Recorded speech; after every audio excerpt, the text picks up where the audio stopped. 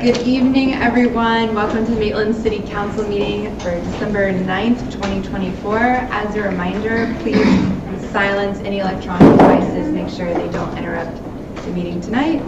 And anyone, if you haven't already and you intend to address council tonight, make sure you've filled out a speaker card and provided it to the clerk. And those are in the lobby if you need one and don't have one. And those, you will be allotted 3 minutes to speak at that time, but we'll address that further when it's time so you know when that is. And now, if we can have, if you'll join me in a moment of silence.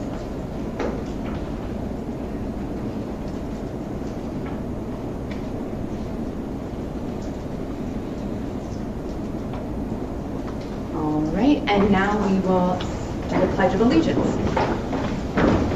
I pledge allegiance to the flag of the United States of America and to the republic for which it stands, one nation, under God, indivisible, with liberty and justice for all.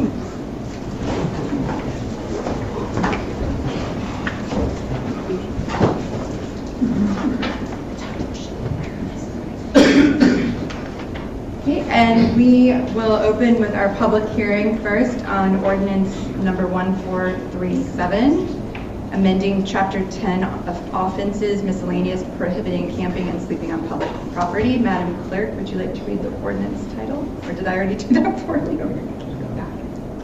Ordinance number 1437, an ordinance of the City of Maitland, Florida, amending the Code of Ordinances of the City of Maitland by adding new sections to chapter 10, offenses and miscellaneous offenses, prohibiting camping and sleeping at public property, providing for codification, providing for severability, providing for conflicts, and providing for an effective date. Thank you. And Mr. City Manager, would you like to introduce the item? Yes, just real briefly, Madam Vice Mayor. On March 20th, 2024, the Governor approved House Bill 1365, creating a new section 125.021-231 of Florida statute. The bill prohibits cities and counties from authorizing or otherwise allowing any person to regularly engage in public camping or sleeping on any public property under the jurisdiction of the county or the city.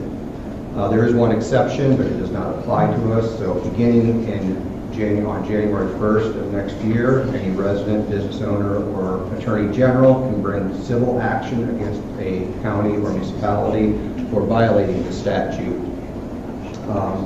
So based upon the statutory provisions and to avoid potential civil litigation, the police department's legal advisor, in conjunction with Cliff and his staff, have drafted an ordinance which prohibits camping and sleeping in public properties or right-of-way. So ordinance 1437 is intended to bring the city code into compliance with the new statutory requirements and provide a method for the city to prohibit any person from camping or sleeping in a public area except as permitted. So staff recommends City Council adopt ordinance number 1437, amending chapter 10 of the Code of Ordinances. If you have any questions, I'll be happy to answer them. Thank you. Does anyone on council have any questions for Mark? No, I think we've pretty much gone through this. So that being said, I'll open the public comment. Does anyone from the public have any comment on this particular item? Seeing none, I'll close the public comment period. There's no further discussion. A motion would be in order. I move to adopt ordinance number 1437, amending chapter 10, offenses miscellaneous by adding new sections to article 1 in general of the Code of Ordinances as presented. Have a motion. Do we have a second? And set up a... No. Yes. I second. We have a second. Laura, would you like to call roll? Councilmember Guthrie. Aye. Councilmember Hall Harrison. Aye. Councilmember Wurtzel. Aye. Councilmember Wild. Aye. All right. I believe that concludes that item. Is there any old business, Mr. City Manager? No, ma'am.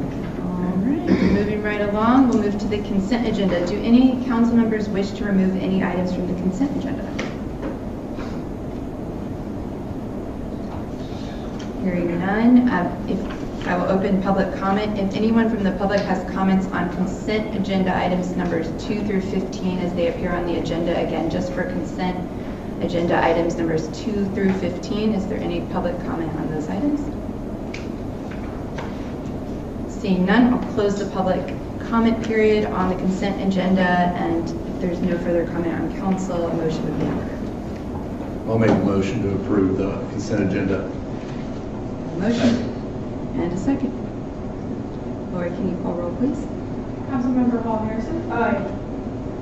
Councilmember Wild. Aye. Councilmember Guthrie. Aye.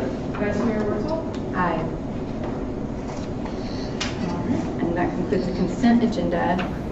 So next on our agenda is the public comment period. So this period is specifically for anyone in the public who's filled up a speaker card or who wishes to address the public on any item that does not appear on the agenda later tonight. So if you wish to comment on something that you see on the agenda somewhere later in the agenda, then you'll have a time for that. But if you have something that's not listed on the agenda that you would like to discuss, then this is the time for that. There will be 3 minutes. The handy timer in front of Ms. Hollingworth there lets you know when you're good to go, getting close, and you're done, which is the red light. And if you could pay attention to that to keep us in line there, that would be great. And otherwise, I have 2 speaker cards. The first is Justin Harvey.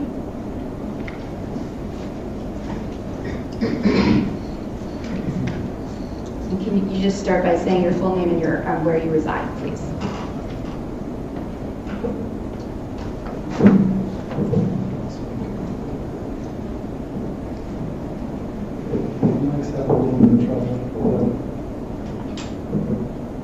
It should be able to pick you up. Does it pick me up anyway? Okay.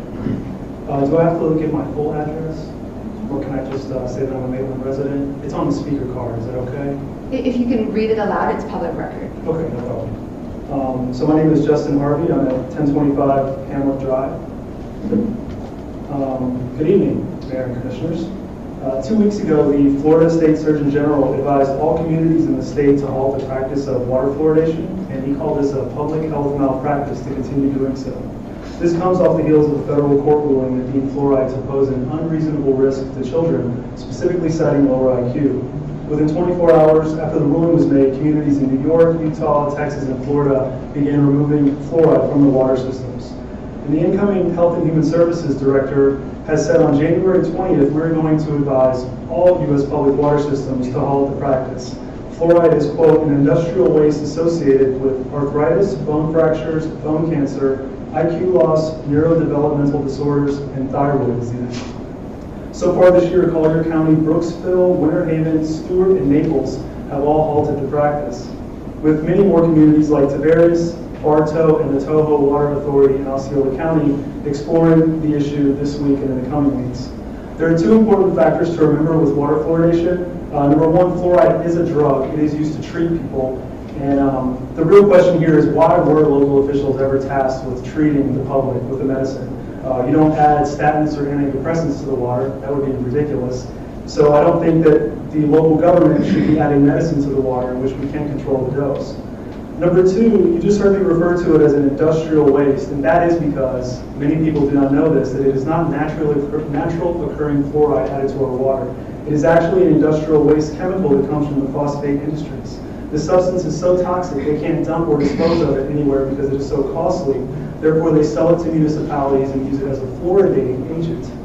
The substance is so toxic that will eat through glass, steel, and concrete, and if it is spilled, hazmat crews must be called out. A utility worker once told me that it is so dangerous they would prefer their employees not deal with it because it is so highly corrosive. By ending water fluoridation, you will not only save money, you will prevent your employees from dealing with this toxic substance. You will be not medicating the public without their informed consent of now a known neurotoxin. And we will remove this unreasonable risk to children and pregnant women, as the federal judge put it. Now, I know everyone's first concern is what's going to happen to the teeth if you stop. Well, we have data comparing fluoridated and non-fluoridated communities. There's no significant difference. From Portland, Oregon, who was never fluoridated, you can also look no further than Winter Springs and Castleberry nearby, who haven't fluoridated in decades. Their website states health concerns and informed consent. We never hear complaints from these non-fluoridated communities. Only 3 out of the 14 cities in Lake County fluoridate. Same story there. And if people are really that concerned, they can always supplement fluoride on their own. At the end of the day, it really doesn't matter how safe or effective anyone thinks it is or how dangerous. The public should have the right to choose whether they consume this substance. And it's time to end the practice of water fluoridation. You all should have received some sort of notice from a group that I'm working with. I'm sorry, the time is up. Oh, it is? Okay. I'm sorry, but thank you so much. That's for no your problem. That was words. right at the end of my speech, Oh, and thank you so much for your time. Thank you. All right, thank you, Mr. Harvey, and Stacy Larson.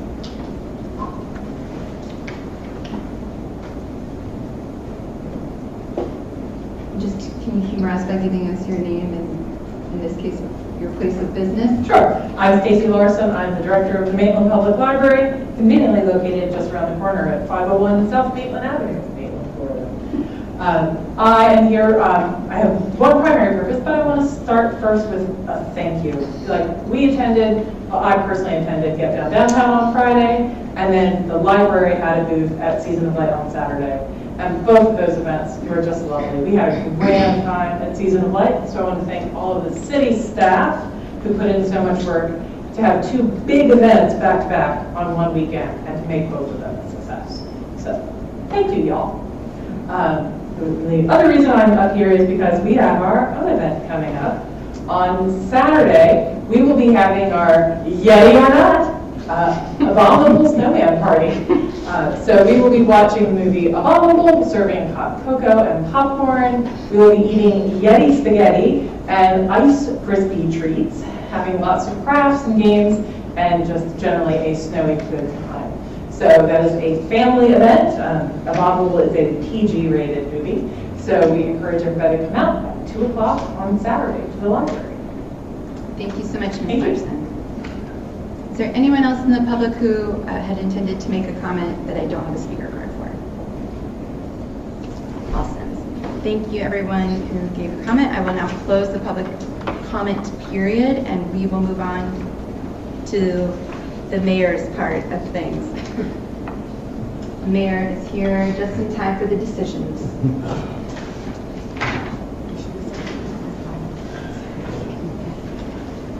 Sorry I'm late.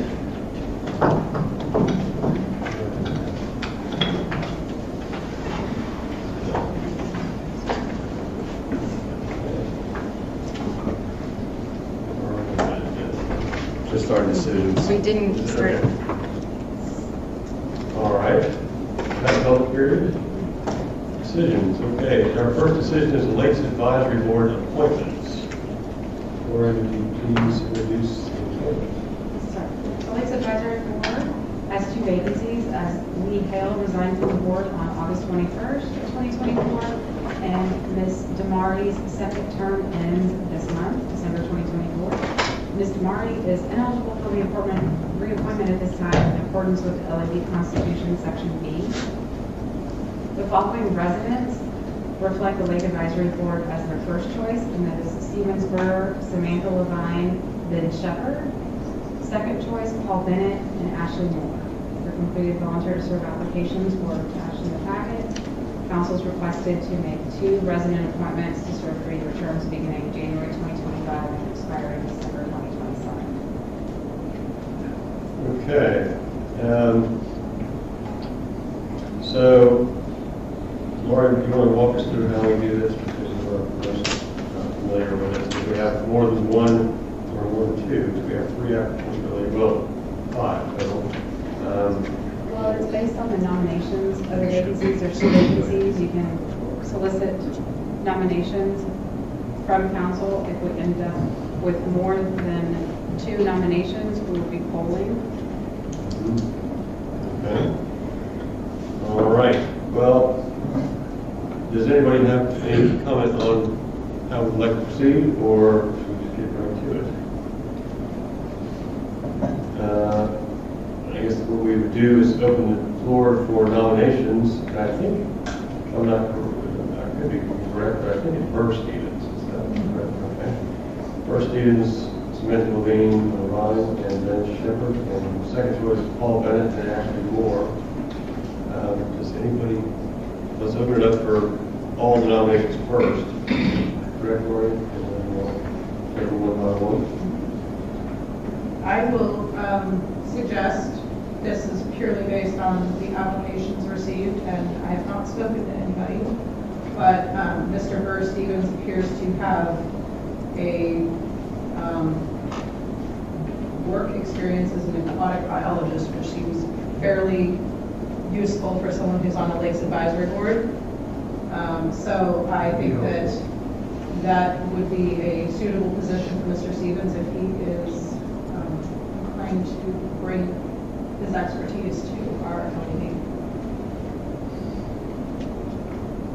Okay. So that, we'll take that as a nomination, yes? Yes. Okay. We have one for Mr. Burr Stevens. Anybody else?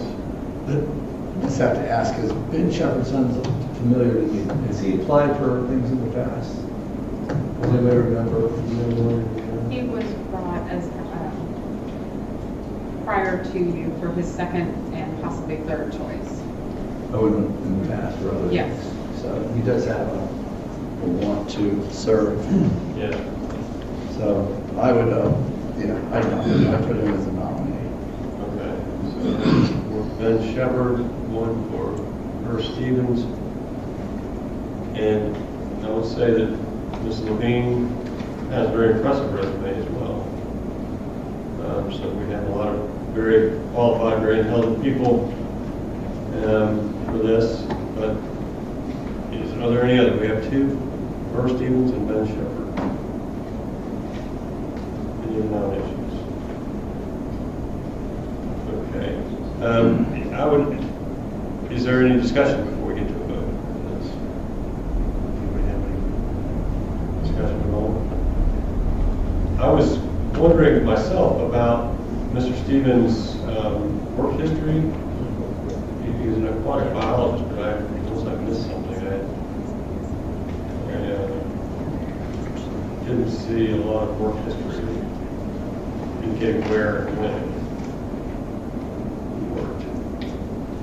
Did I miss something on that? And Mr. Shepherd seemed to have a lot of resumes and work experience in which places he worked, Florida Fish and Wildlife Conservation, several years, DOT District 155, etc. But if there's no more discussion, let's go ahead and get to the vote.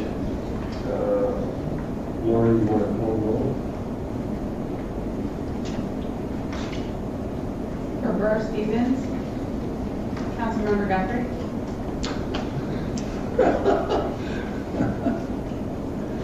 Oh, Lord.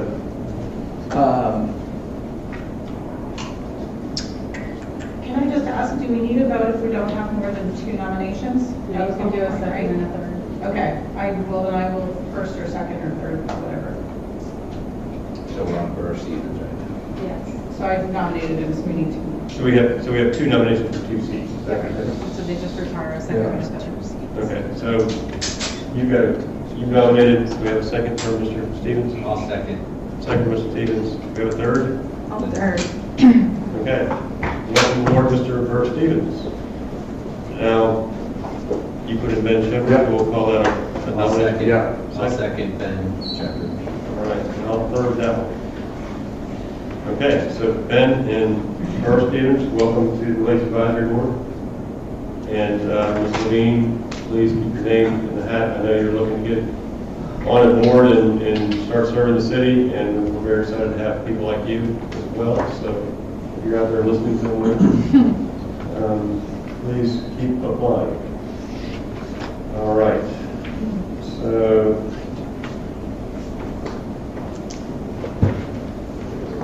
now we're up to the waterfront structure permit appeal, 928 Versailles Circle, in the same Kentucky for sales. Dan, would you like to introduce that item? Absolutely. Good evening, Mayor and Council. So this started back in June of 2024, where an application was submitted for a waterfront structure permit located at 928 Versailles Circle. For the permit was to demolish and construct a new boat dock. On June 26th, initials letters were sent out to their adjacent residents informing them that an application had been filed. When reviewing the waterfront structure permits, staff applied all the criteria in the Land Development Code and found that it met all criteria in the Land Development Code and therefore issued the permit on October 22nd. On October 23rd, a second letter went out to the adjacent property owners, letting them know that the application was approved, and the letter also detailed how to apply for an appeal if there's an aggrieved or adversely affected neighbor, that they can file for the appeal in accordance with the Land Development Code. On November 4th, staff did receive an appeal from Mr. Wang, the property owner adjacent at 930 Versailles Circle. Mr. Wang had concerns. He specifically cited Chapter 403, Section 813 of Florida statutes regarding the relocation of docks. In his appeal, he also stated that the new proposed location will obstruct his water view and also add traffic to the existing 3 boat docks within the 50-foot span. The above referenced Florida statute that I just mentioned is actually regulated by the Florida Department of Environmental Protection. It is not regulated by the city of Maitland. So, actually, in fact, per Chapter 166 Florida statutes, it states that no local municipality shall require approval from any state or federal agency prior to issuing a permit. So with that being said, it is incumbent upon the property owners to ensure that all additional permits are required. Getting ahead of myself here. The application does appear to be able to meet all local and state federal requirements. It is the responsibility, again, of the property owner and contractor to get the additional permits. The application's proximity to dock locations can be found similarly to properties on the northeast side of the lake, and it does meet all local code and side setback requirements. So staff has found that the permit meets all code requirements and recommends the decision to issue the permit is affirmed. However, council's options tonight are to either affirm, reverse, or modify the decision of the reviewing staff. Mr. Wang, the appellant, is here and I believe would like to make some comments, but I'll be happy to answer any questions either before, if you want to wait till after Mr. Wang's presentation, we can do that as well. Yeah, let's do that. We'll first let's see if anybody in the council has any questions at hand. Any disclosures, because this is quasi-judicial. Okay. Has anybody, if you want to? Sure. Because it's quasi-judicial, if you've spoken to or received anything on behalf of the applicant or the appellant or the property owner, or emails or anything from citizens, one way or the other, because they may form a part of your opinion and need to be disclosed now so that the folks who are involved can properly question you about those if they influence your decision. Any disclosures? Just go through them. If everybody's on the record saying no, that's all I need to know. Okay. No. Lindsay, no? Nothing disclosed. Mike, no? Vance, no? No. Lori, no? Mayor, no? Okay. Any questions of Dan or anybody else on this particular factual questions? Okay. All right. Then perhaps now is a good time for the applicant to present their appeal. Is the applicant here who'd like to speak to the issue? I'd be happy to speak to the issue. I'm the property owner. Did you want to hear from me first or Mr. Wang? Well, I'm sorry, the applicant is, the applicant's not going to appeal. It's the correct. Is the appellant here, I guess, Mr. Wang? Yes. And if you would, please, sir, come to the podium.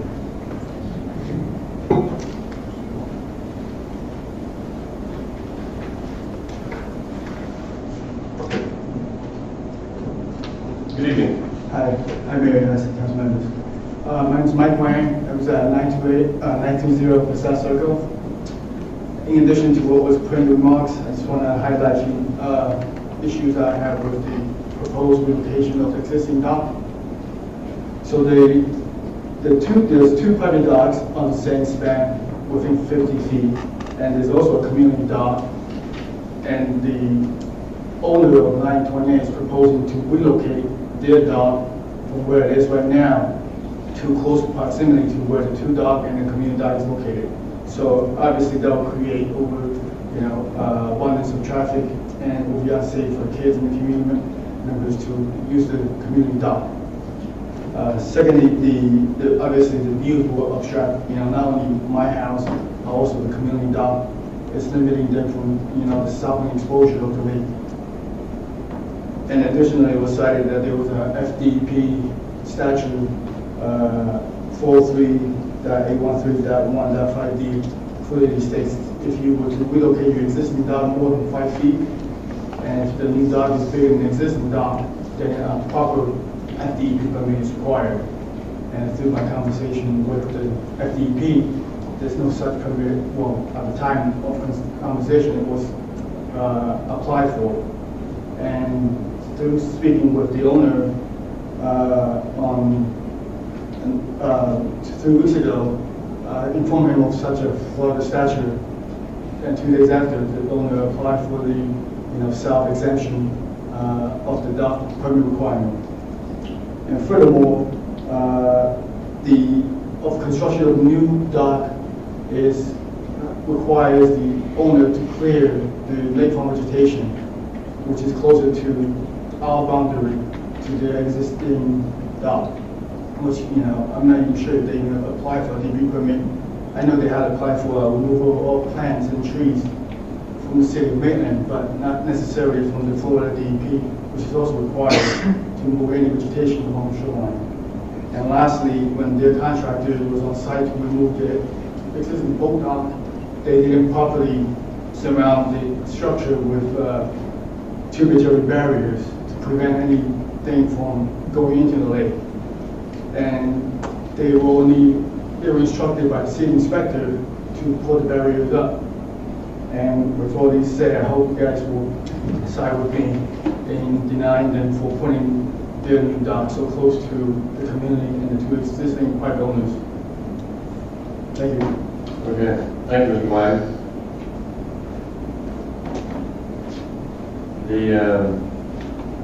Now is the time for public comment on this matter. And Ms. Wang was one with public comment, but I think you've had your comments, so are you happy with that?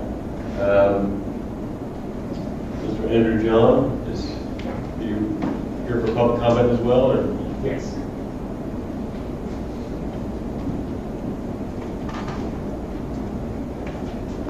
Thank you, Mr. Mayor and the City Council. Glad to be in front of you and hope we can come to an amicable resolution. My name is Andrew John. I reside at 928 Versailles Circle. My family and I are new to Maitland. We moved from the other side of the country.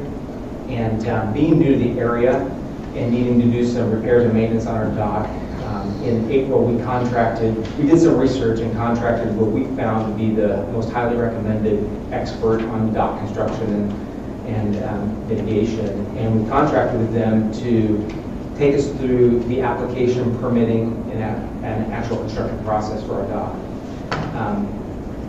In doing so, we've learned a little bit in this process, but at the request of my neighbor, we actually did reach out to the Department of Environmental Protection to make sure that our contractor was following suit with all the local municipalities and state rules. Indeed, they were on site on Friday to do a site visit, and they deemed everything we're doing in compliance with their regulations and the law. The statute that Mr. Wang referenced for the Department of Environmental Protection does not apply to our structure because it's under a 1,000 square foot requirement. And so even the self-attestation it's kind of like a belt and suspenders, but it's not a requirement for the statute. I would submit that we have endeavored to be good neighbors and meet all of the setback requirements.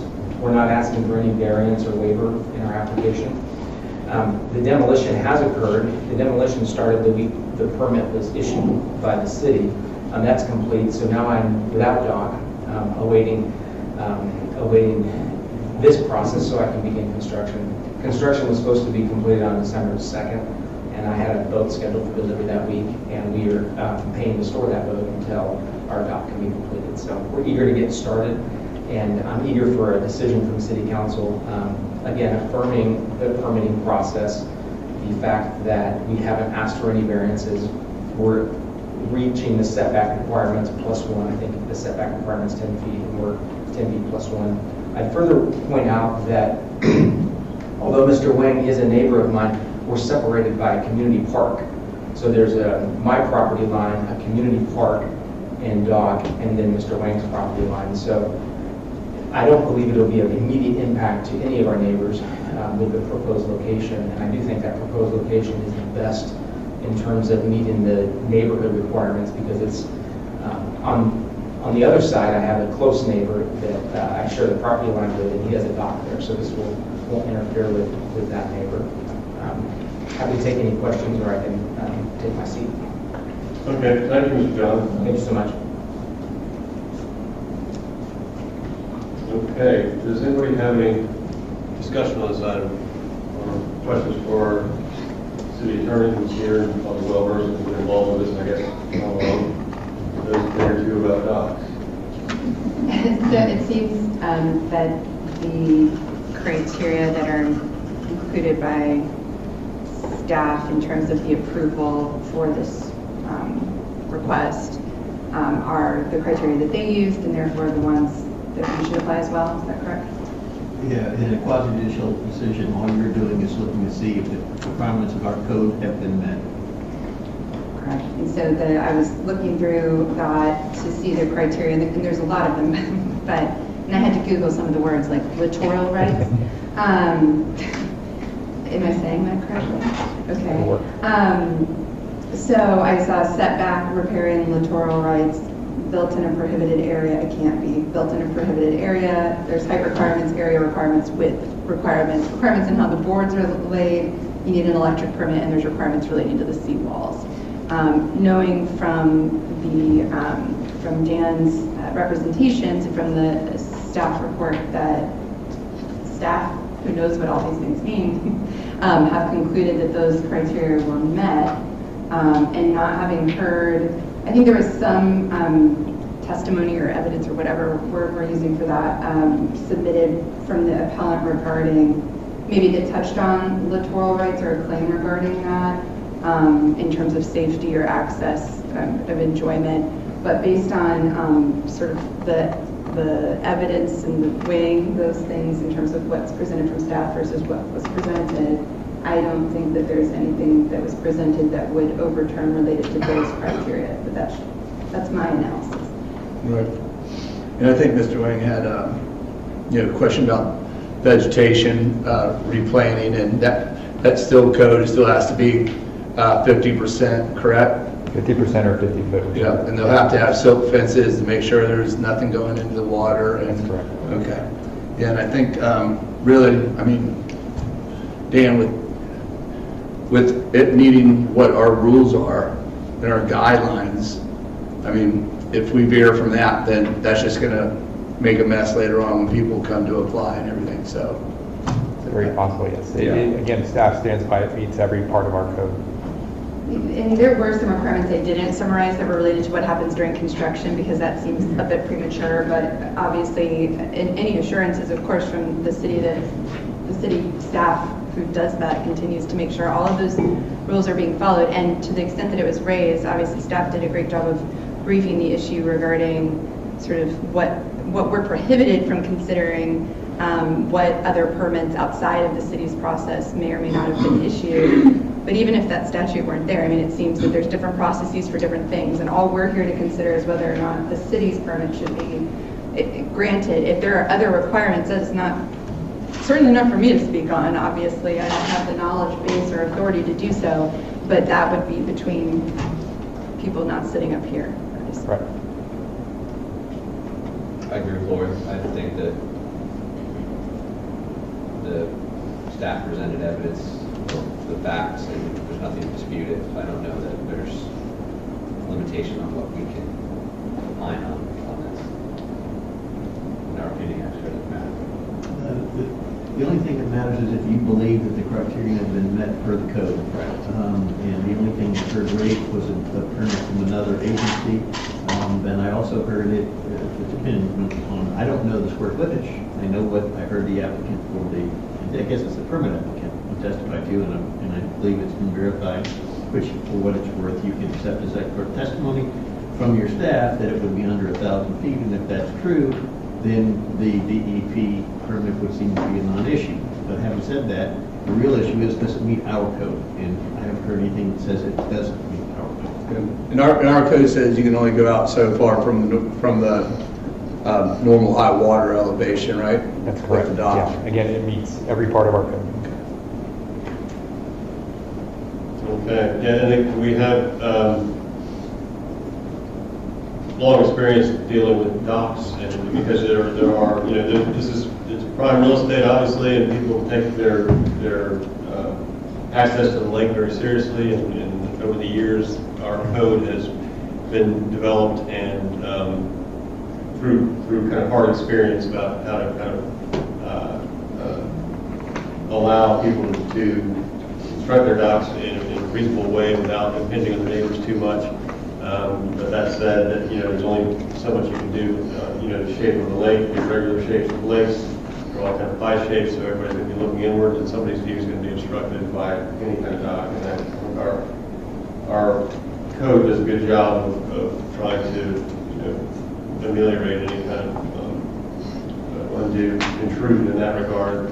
But I agree with my co-council members up here that really, it seems all the evidence is that the applicant has met the burden of satisfying the code, and so it's up to us to decide the appeal accordingly. So without any further ado, Lori, would you please call the roll on whether to approve or deny the appeal? No. Okay. Have a motion for that? I'll make motion to approve the waterfront structure. No. Oh, no? Deny the appeal. Deny the appeal. Sorry, I went the wrong way on that one. I'll make a motion to deny the appeal for the water structure at 928 Versailles Circle. I'll second. Okay, we have a motion and a second. Lori, would you call the roll? Councilmember Wild. Aye. Councilmember Wurzel. Aye. Councilmember Guthrie. Aye. Councilmember Hall Harrison. Aye. Mayor Loud. Aye. Okay, the appeal is denied. And let's move on to our next item of business this evening, which is ordinance number 1438. Lori, would you please read the ordinance title? Ordinance number 1438, an ordinance of the City of Maitland, Florida, amending the Maitland Land Development Code, Article 2, Administration, Section 2.5.3D4, Waterfront Structure Permit, Review Standards, providing for conflicts, severability, and an effective date. Okay, Dan, would you please introduce the item? Absolutely. As Lori said, this is a proposed amendment to Article 2, Section 2.53D4. Since 2009, the Land Development Code has required anytime you put a waterfront structure permit or shoreline alteration that you had to revegetate 50 feet or 50%, whichever is less, of the shoreline vegetation. Prior to the adoption of the new code update, this was found in Section 1179 of the Code of Ordinances. And as a part of the Land Development Code rewrite, we decided to try to make everything a little bit easier and more concise, so we consolidated it. But as part of that consolidation, it's caused some confusion among some applicants reading that section that didn't have it in there as opposed to the other one. It gets even more confusing because the code says that when you apply for a waterfront structure permit, you can actually combine the shoreline alteration permit together with it. The Public Works Director can combine that into one permit, which is what usually happens because there's no point in applying for two different permits. So in doing so, when applicants would read the waterfront structure permit, they wouldn't see that specific language. So what this proposed ordinance does is it basically adds that language back into the waterfront structure permit, basically adds the same standards as 537, the shoreline protection, that says that anytime you do waterfront structure permit, the shoreline shall be planted with native aquatic species that no more than 50 feet or 50%, whichever is less, of the shoreline remains clear of vegetation. So with that, staff recommends the council introduce the proposed ordinance amending LDC Article 2, Section 2.5.3 D4, waterfront structure review standards, and set the public hearing and action date for January 13th, 2025. With that, I'll be happy to answer any questions. Okay, does anybody have any questions of Dan? Dan, when you do that, when you say 50%, how far out does that have to go with the vegetation? It depends on the type of vegetation. So there's not a specific width or distance outside the lake.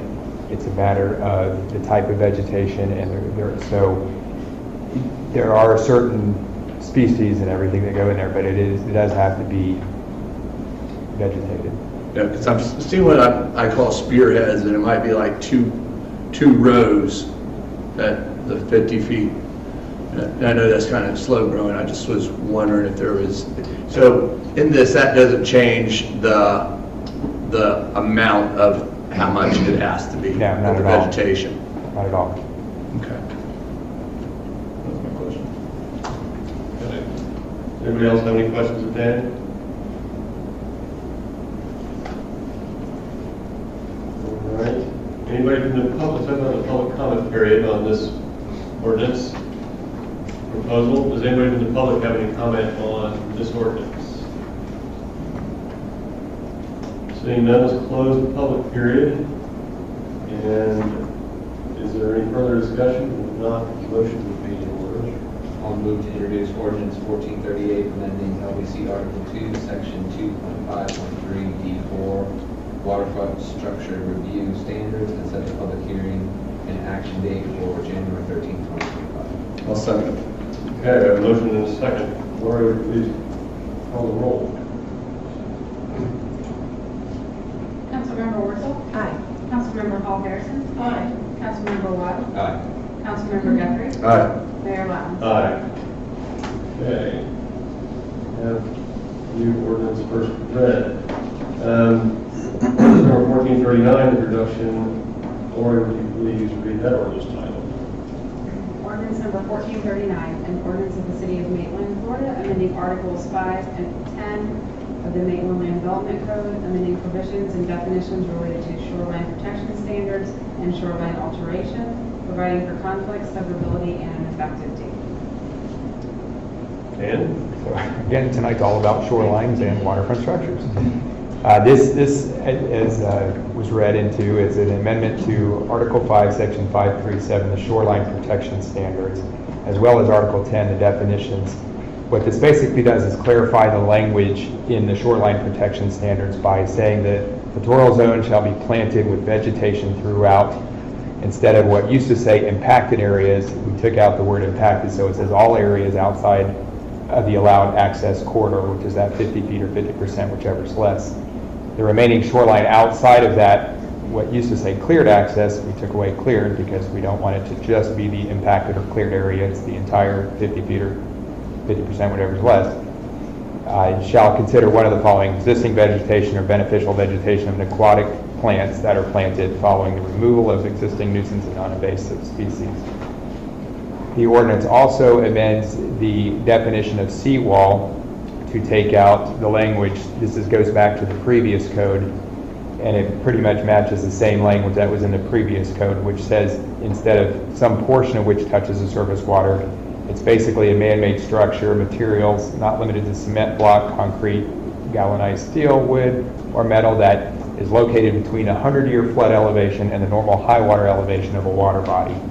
And that's the definition that was, again, in the previous code that staff feels is the most appropriate definition, so we're requesting to go back to that. With that being said, staff recommends council introduce the proposed ordinance amending LDC Article 5, Section 537, shoreline protection standards, and Article 10, Section 10.3.2 definitions, and set the public hearing and action date for January 13th, 2025. With that, I'll be happy to answer any questions. Okay, any questions of Dan on this one? Dan, I agree with you on the seawall. I think that, that's a lot clearer way to read it. Could you put back up the vegetation one for me? Where did you run into a problem with the vegetation that you want this changed? I mean, does it have something to do with already using what to impact it out because you might already have a vegetation zone in there? I mean, what was the thought on this? The previous language talked about you have to revegetate in any of the impacted areas, and that any shoreline that's outside of the cleared access area shall have that vegetation. We wanted to take out the words impacted and cleared because we want to, again, vegetate the entire property other than that 50 feet or 50%, not just the area that was impacted. So sometimes they could impact quite a bit of the area, or they can impact just a little bit and say this is all we're touching, so we don't have to vegetate anything at all.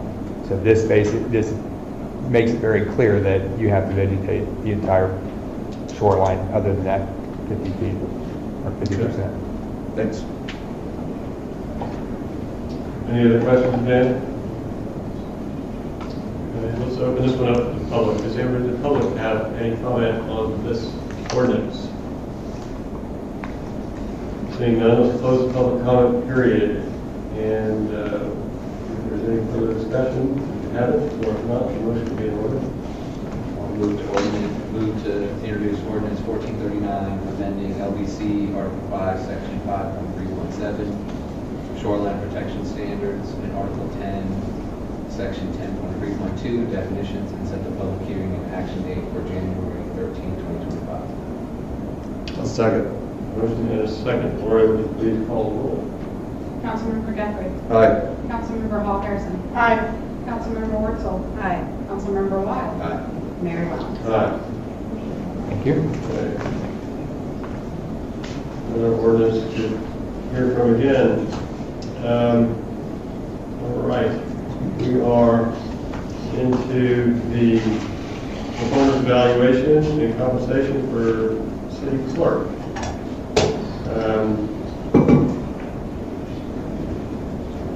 So annually, of course, the city clerk and the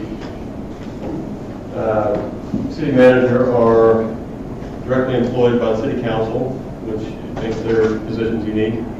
And so it is up to us every year to evaluate and set compensation for the city clerk and the city manager. So that's what we're here about tonight for this portion of the meeting. We were all given a evaluation to fill out for the city clerk, and on a 1 to 5 point scale, with 5 being the highest, the clerk received a 4.8 on a 5 point scale. So I would say that's pretty darn good. I think, speak for us all, and say that we are overjoyed with the work that you've been doing. So happy in our selection of you as the clerk a few years ago, and I think you've been meeting and exceeding all expectations. And I just would like to personally say I'm very glad you're here, and that's it. Does anybody else have any questions or comments about city clerk?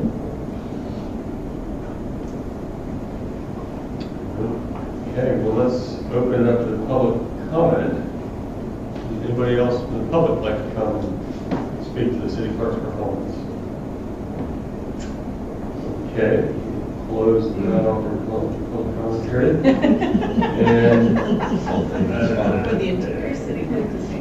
it is all a little bit odd to do it in such a public fashion,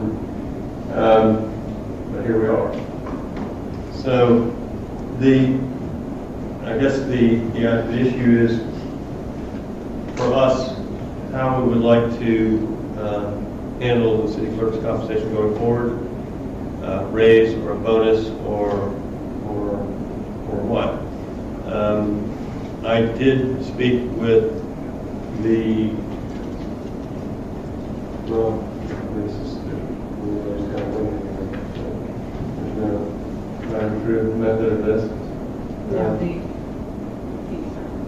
tabulation sheet was in the number. Yes. So John, what,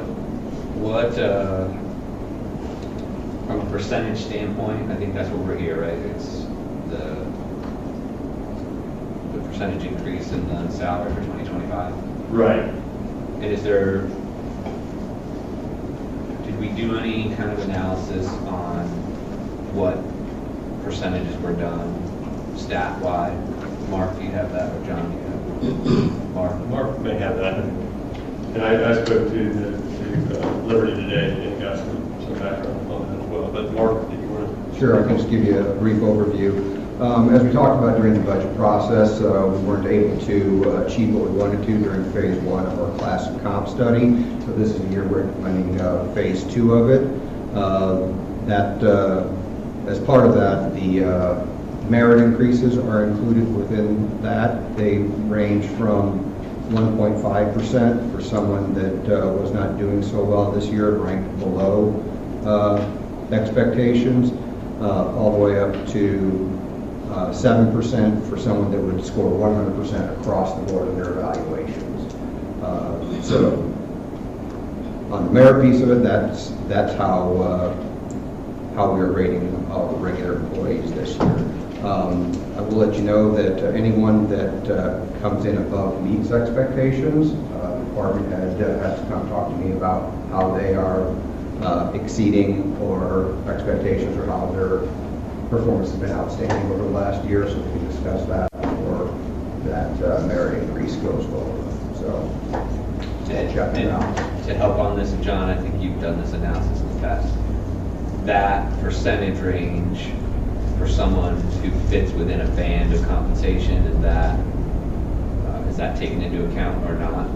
So someone who gets a 7% increase versus someone who makes X versus someone who makes 20% more than X, and that kind of increase, is that taken into consideration at all? Or is it just straight percentages like that? No matter what, if someone was the highest performing, they got that regardless of kind of where they started from a compensation standpoint? Yeah, unless they would top out in their range. But we were trying to get them there to the top. It was the 7% there to get there to top out in a range. No, the differentiation is between your high and your low performers, because what that does is allows the department heads and managers to reduce compression, because we just give everybody raises across the board. Right. Everybody tends to get compressed, whether they're high or low performers, and since we're in a pay-for-performance system, the merit system with these ranges allows the supervisors and department heads to recognize the high performers and reward them and provide that separation to avoid that compression. When you say that there is a further discussion when someone says an employee is exceeding expectations, so what is considered then a merit increase? Because it sounds like everyone, I know you're talking about class and comp, everyone got that bottom 1.5, so. No, for the merit piece of it, if someone is above basically the average, Yes. they just have to document how they're exceeding expectations within their annual performance review. And most departments have established that criteria. So as I understand it, there are, so you would have somebody in a certain class, they would come up to the top of the range, let's say the top of the range in a given position is, $87,000 or something like that. And then at that point, they've topped out. They can't, the raise would not apply, wouldn't give them. And so, but in the case of the city clerk and the city manager, there is no range, right? So there are no classes, you can't bump to the top of. There is a range for the city clerk. There is not for me. Okay, all right. And so, what is the city clerk at the range right now? Don't have that at my fingertips. Lori's not close to the top of the range, so. Okay. We're not in danger of exceeding. Not in danger of exceeding. Okay. You have to keep me around a few more years. Right. Well, this is because it's just offered this, and I. What did you sit right next to you? Yeah. and I wanted. I don't have to. I want to take this. As I said, I think you do a fabulous job, and very happy with your performance, and of course, I think we all are. So please take whatever I say separately from that, because then we're talking about compensation, which is different to some extent. So as I understand it from talking today to the HR manager that the city clerk is at a point now that is about at or above any of the other local city clerks. That's, okay, and I don't expect you to know that, but I think that's the case. So your current compensation is at what the city to the south of us, the city clerk receives, within about $1,000, I think. So if there would be a range, what would be the top range of the city clerk compensation? Do we have any idea? No, I didn't bring that information. Okay. So, and so this year, so has everybody already received a 4% raise or just 2%? 2 and 2. So 4 total, yes. So you all, both city clerk and city manager, already got a 4% raise this year. And so has everybody else across the board. So it's across the board. Everybody in the city of Maitland who works here has gotten a 4% raise. And that was, just for those listening at home, because of the pay was catching up from an unenviable position that it had been in for years. But it sounds like we've about caught up. And the classic comp thing that you all worked so hard on put us in a good position. So that said, I think that, and this is what I've been told, you've been with us for 3 years, and in that time, your compensation has increased by $27,000. So there's been a significant increase in addition to what we have given as a merit increase. So just to say that I think that current compensation for our city clerk is about at the top of where anybody is locally. That includes Apopka, Ocoee, Kissimmee, Winter Park.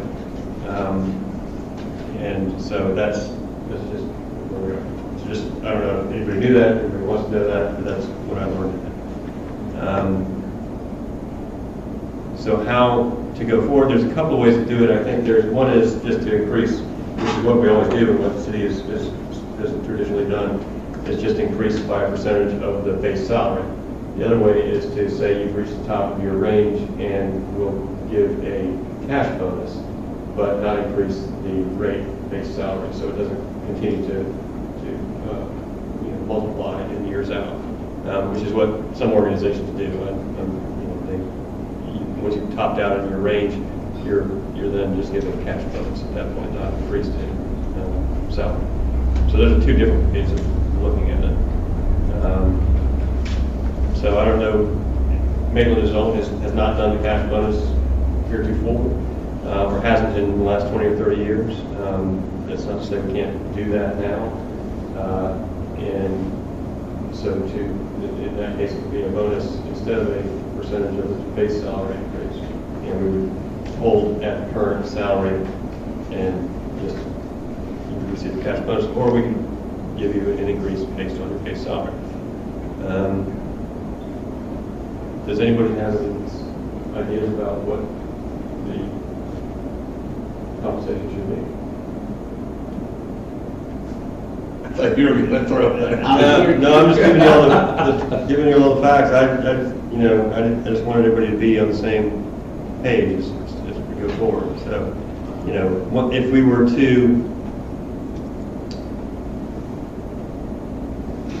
the current rate is 109,738. A 2% raise on that would be at 111,932.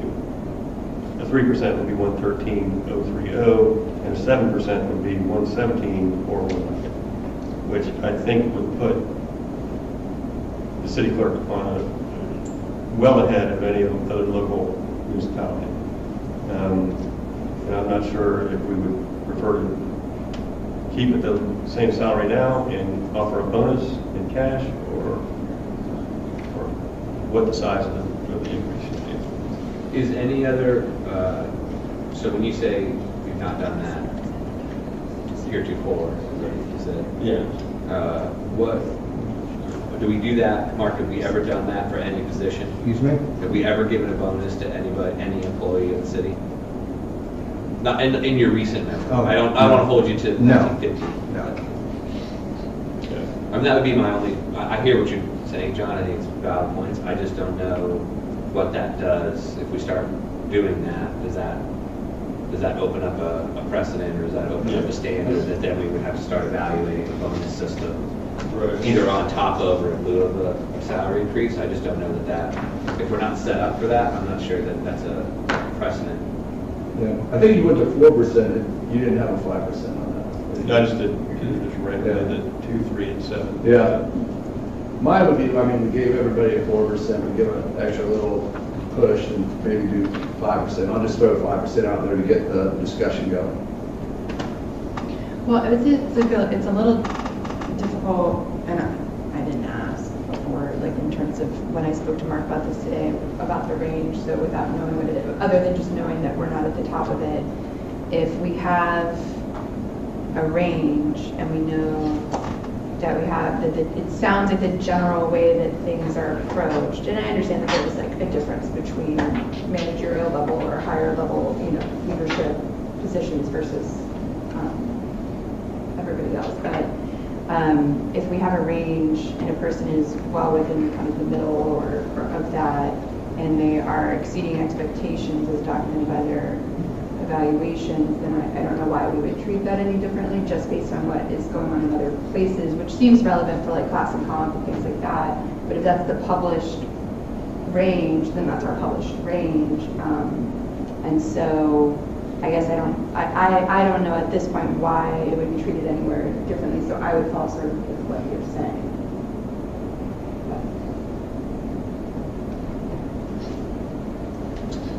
I understand what John's saying with the range standpoint.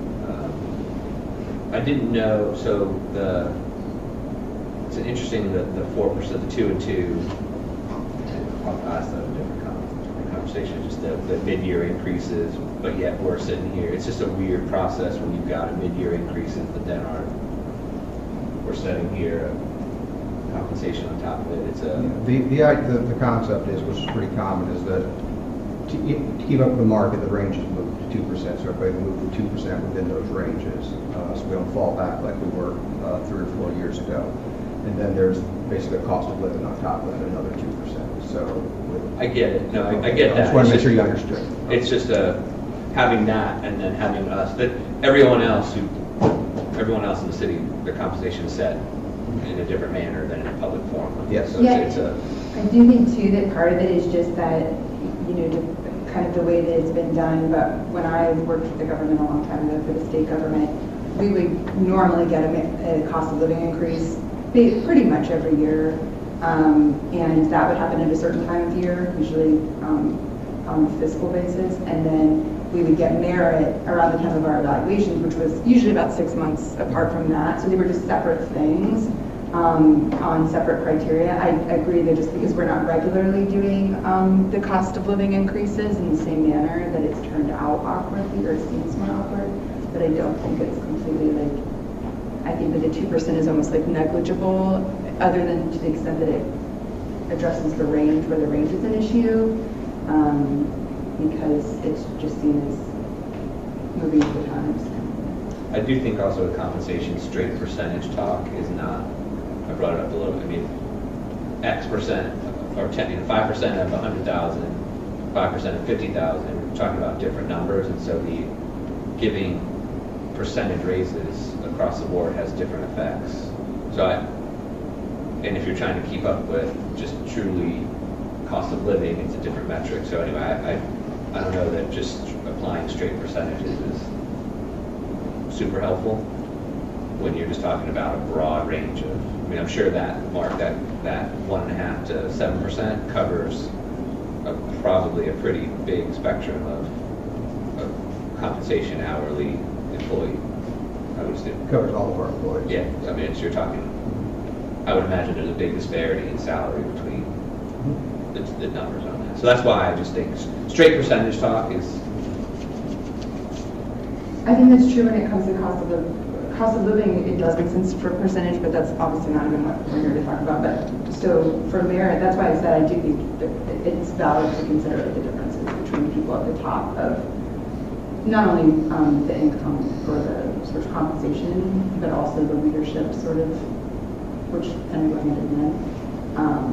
So I don't think that if that's why we kind of are settling in a different way, I think that makes sense. So John, based on your analysis, you had some talks with Liberty. What do you think what would your proposal be on either percentage, or would you like to go with the bonus route?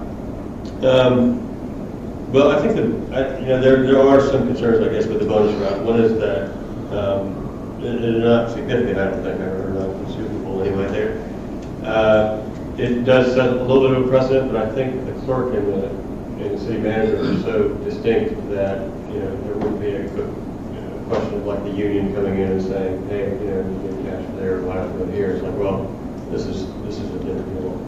These are the two employees that are employed directly by the city council, and so I just don't think the precedential value is very high on that. So, other than that, I think because it is so unique that I still think it makes sense a precedential value on that. So I wouldn't have a problem doing that, and I think I don't know what the range is, but the four cities that I heard about, we're at or above all of them, they're with significantly higher populations than Maitland and higher numbers of employees. So, I don't know what the top of the range would be, but the clerk in Winter Park makes $110,000. Clerk in Maitland makes that less $200. And do you know the polling that you did that take into consideration their 2025 numbers, or is that current 2024? I was told these are current numbers. But would that reflect any kind of salary increase they're getting for 2025, or do you think it's free any kind of a bump for 2025? That's a good question. I didn't ask that particularly because I thought I was getting the answer that included the recent raises. So I don't know the answer to that. But I think that the person I asked was telling me what the recent numbers were. So that would be their prospective 2025 numbers. And that, in my mind, would kind of militate towards halting the base salary where it is and just providing cash bonus. So because you can do that year after year, and the raise is going to happen in the across the board, and the cost of living raises are going to happen regardless of what you hear. So one thing that I've always said when I was in management is I don't want people to stay with the company their life. I want them to go forward and do other things and improve themselves, go to the next tier, do something different. And my concern with the bonus is that if Rory or whoever else or anybody comes in and they want to go to their next job, they're going to say, well, I made this. Even though we gave bonuses, it doesn't really tell the story about how well the job they were doing. So I think, I guess it depends on how they reported it. They would say, I made this inclusive of the bonus. But well, Lori doesn't want to go anywhere. Yeah, we don't want her to leave. Well, when you say Let's solving just a take that. problem, what problem are we trying to solve, like by the bonus? I think it kind of goes to what Mike was saying, which is you're calculating the percentage on an ever-increasing base salary. And so you're kind of vaulting it forward in a way that if you're at the top of the class in any case, and I've been told that that's not the case, but looking at all the local municipalities, it seems to be that it kind of is.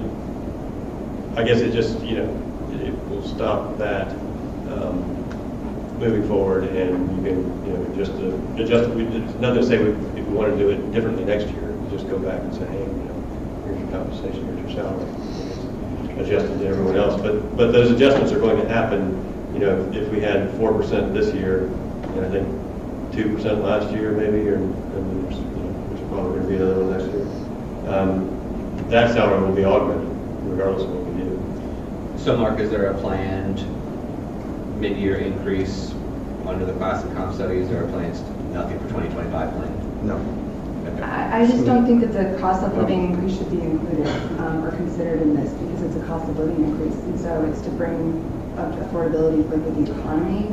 And to say that the percentages, like I understand that they sort of build upon each other, but that's how every other employee is treated. And so, and I understand in terms of like certain ways, again, like we said, there are differences in terms of different things, but there's just no, if we were at a point where Lori was, or any employee was tapping out or getting close to their range, that would make more sense to me to address some sort of creative solutions. But to me personally, I don't see myself considering this tonight what's going on in other cities. I just don't.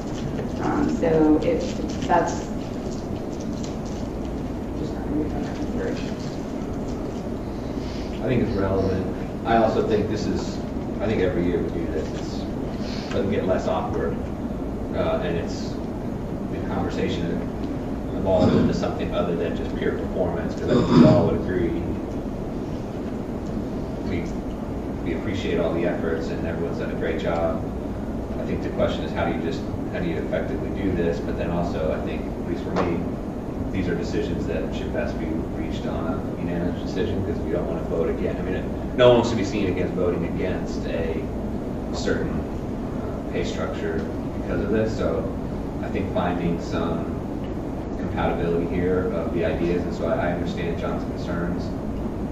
I think they're valid. I understand what Lori's saying as well. I think percentages are relevant just because I think John's point is if there isn't a range, there is got to be some range, right? You have to pay on some basic market standard.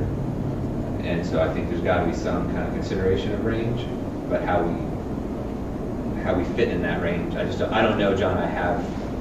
If we were confident that your numbers were based on 2025, I feel a little differently about setting certain ranges. But I also think when we get into both Mark and Lori's pay structure, I don't think it should be based on just straight percentage. That's just my opinion. I think the net effect of the increase should be taken into account. This is my thought. Because applying straight percentage is just not.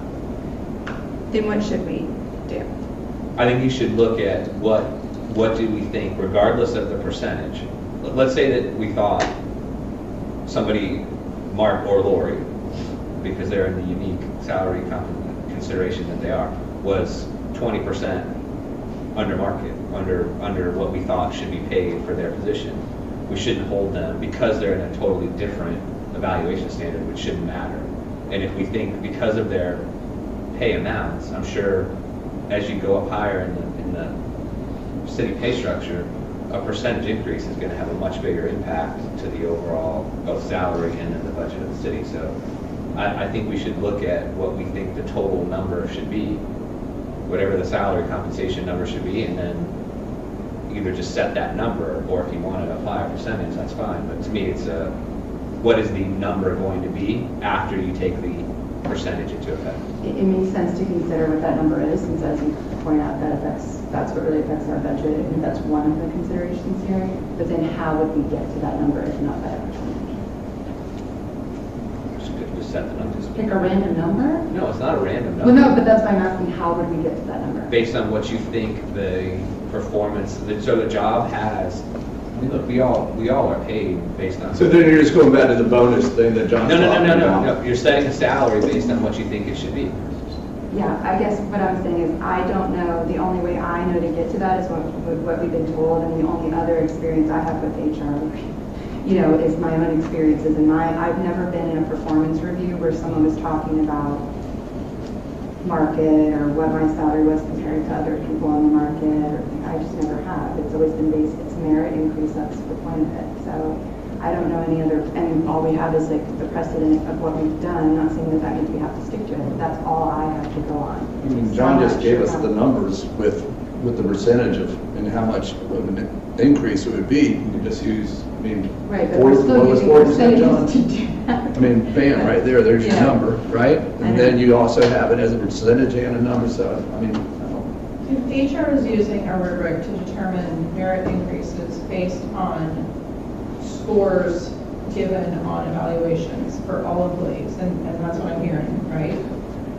And employees who score within a certain range are given a bonus merit increase based on that score.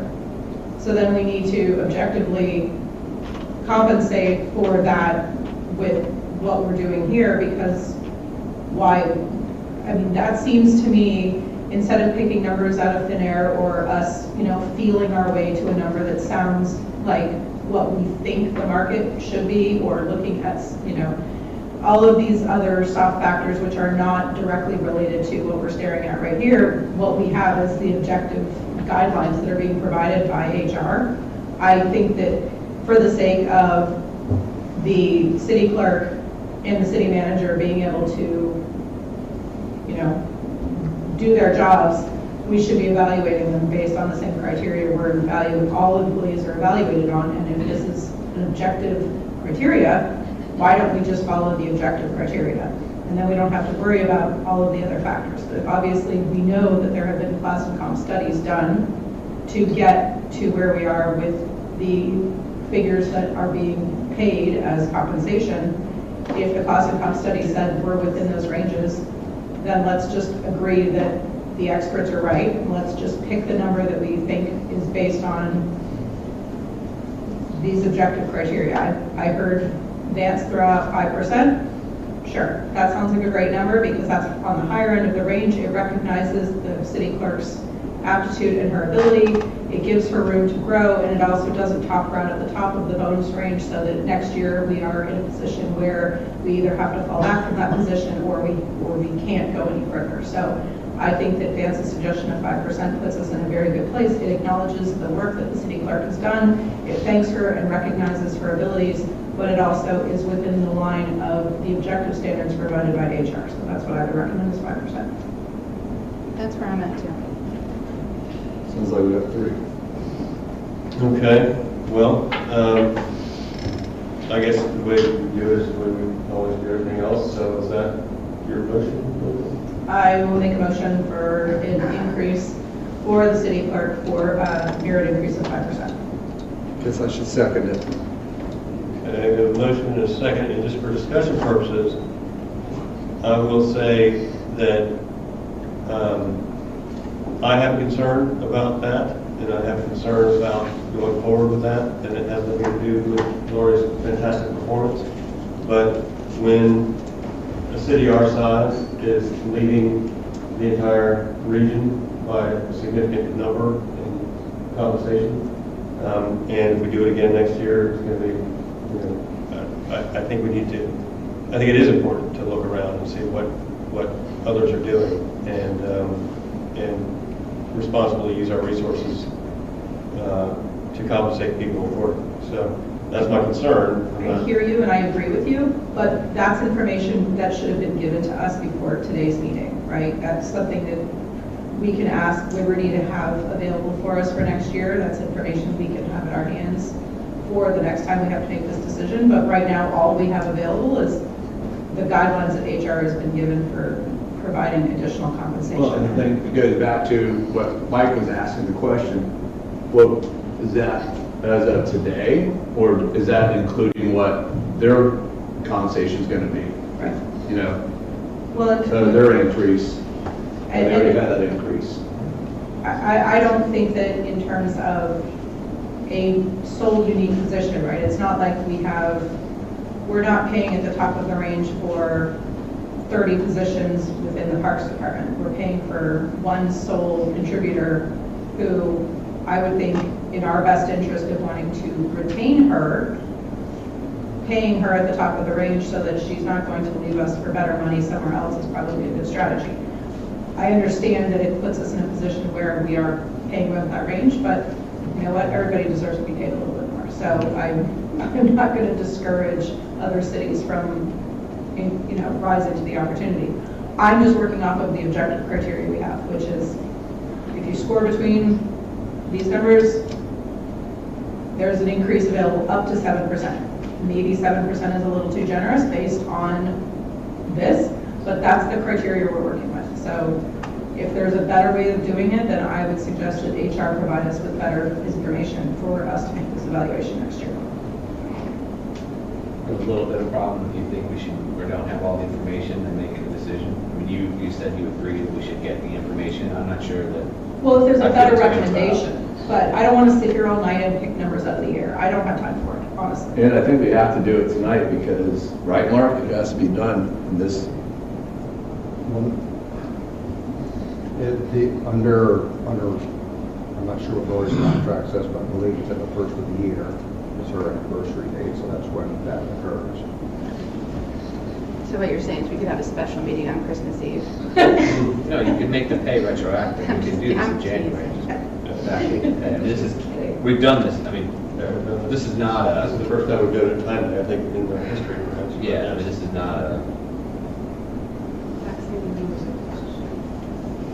So what would be, I would entertain, just hear a suggestion. Are you saying that what we should do is say the bonus is based on whatever the highest paid and matching what she does in this area? I think, what I would suggest is if we're going to go, if 5% is the number, it's going to, just for the sake of argument, that rather than augmenting the annual salary base by 5%, you just say what's 5% of her current income and give her 5% bonus in cash.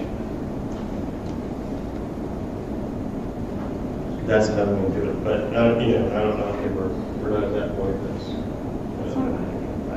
Do you want to give them a It's a common way to go. I see a lot of organizations do that. So anyway, but. I like the idea, but I'm not comfortable with it this year. If that's something that we talk to HR and, and, I mean, we could throw that out right now and HR would be like, what did they do to us? No, I talked to HR today.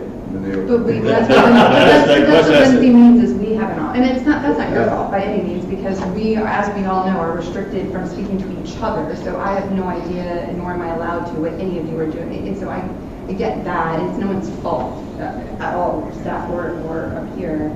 But I haven't had this conversation because I didn't think of those things, so I don't know. And it's not that I distrust that, but then I have follow-up questions and all of that. And so that's, I think, what we mean by not having information for that. Yeah, and I kind of like John's idea. It's just, is it?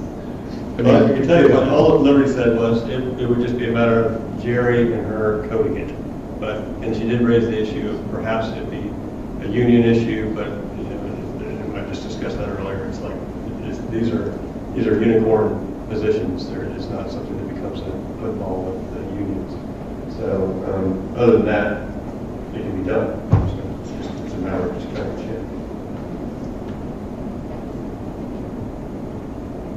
Yeah, I'll stick with my second.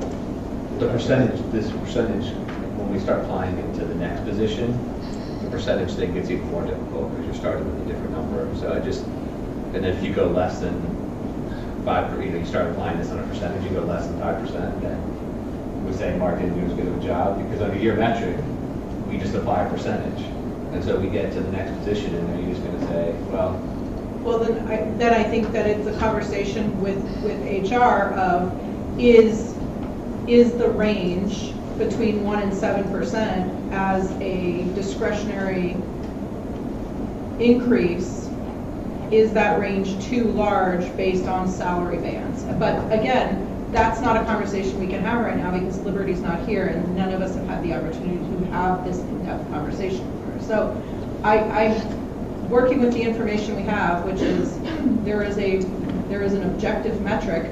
That's what I'm working off of. I don't know how else for us to decide this. Okay.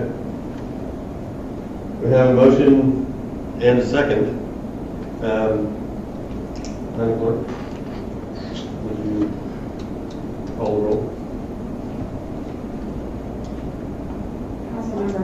Harrison? Aye. Councilmember Wurzel? Aye. Councilmember Wyatt? Aye. Councilmember Guthrie? And the most awkward thing I've ever done in my life. Aye. Mayor Lambs? Aye. I thought so. Okay. There we go.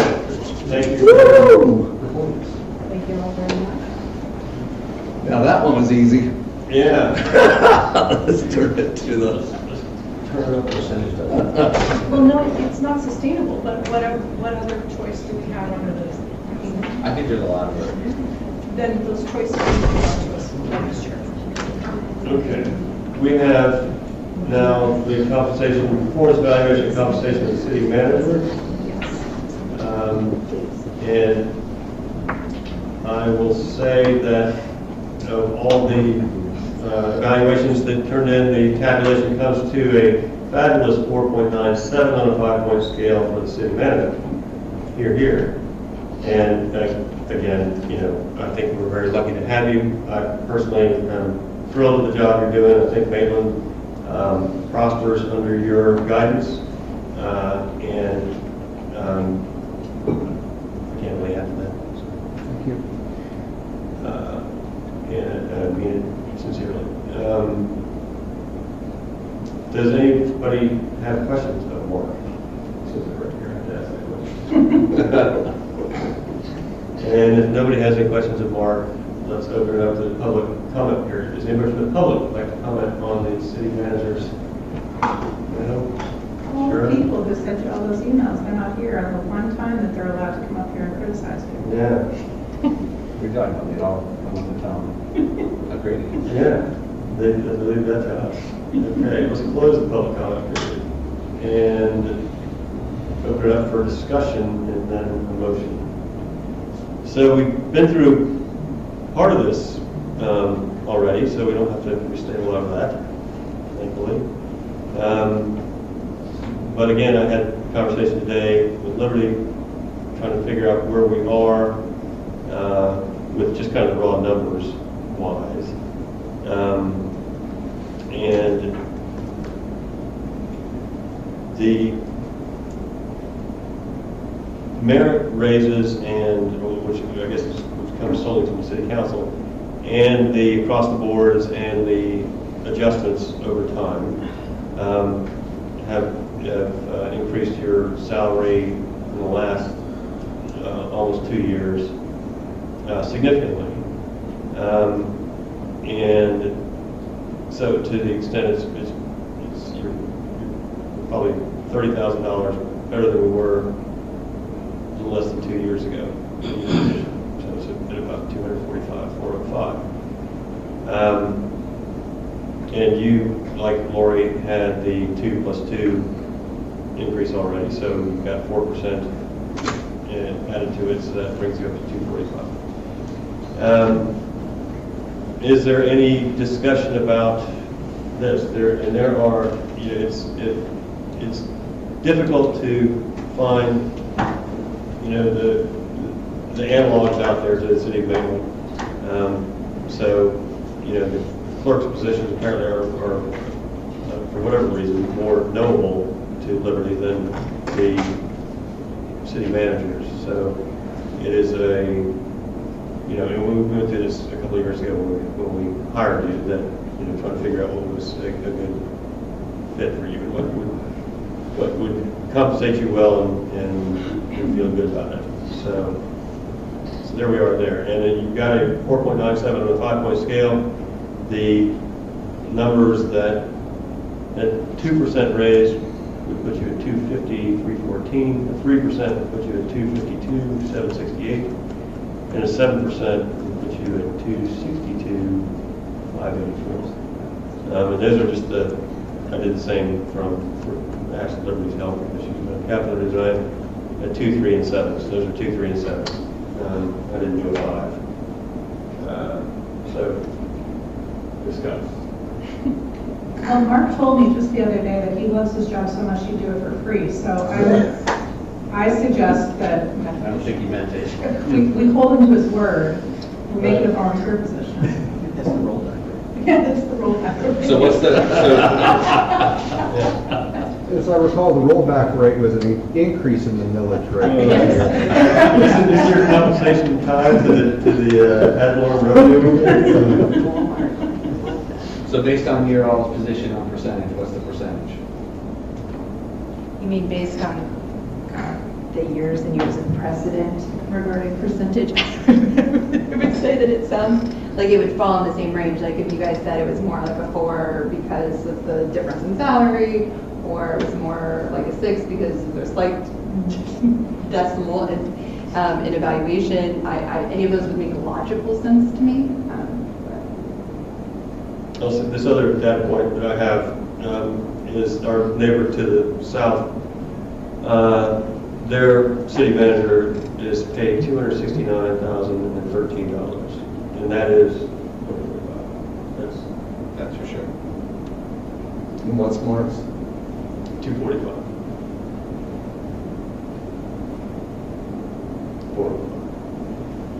So that is, yes, it's a number that was just said.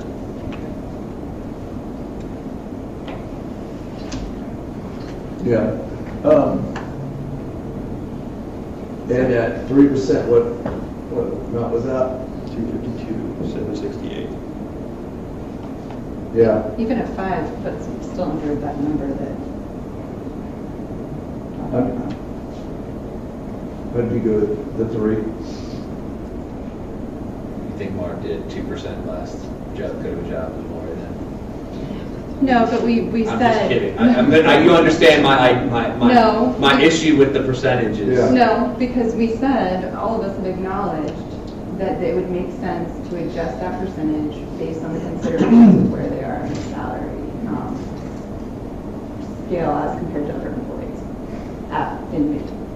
And so if You that were would within be. the class, or is that what you were just asking? Just like based on where they stand in terms of like top percentile of all of employees in Maitland or, whatever. Mhm. Or even just the, Or you could just whisper after we got done with our last vote that this is something we could bring up during budget season. Yeah.